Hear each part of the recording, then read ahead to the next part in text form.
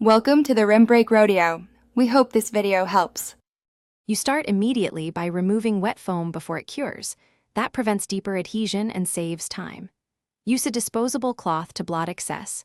Do not rub. Once blotting is done, apply a small amount of acetone on a cotton pad only to areas with uncured foam because acetone dissolves the resin.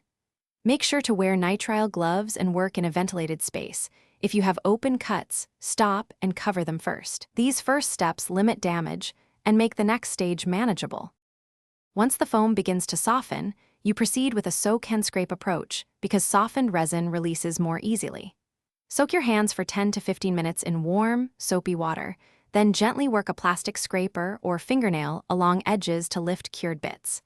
Make sure to reapply mineral oil or petroleum jelly to stubborn patches. The oil penetrates the foam and reduces adhesion. If pieces remain, repeat soak cycles rather than forceful scraping. This reduces skin abrasion and speeds safe removal.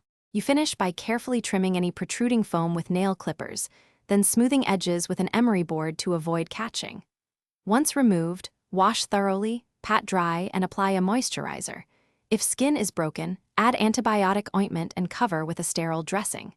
Make sure to monitor for redness, swelling, or persistent pain.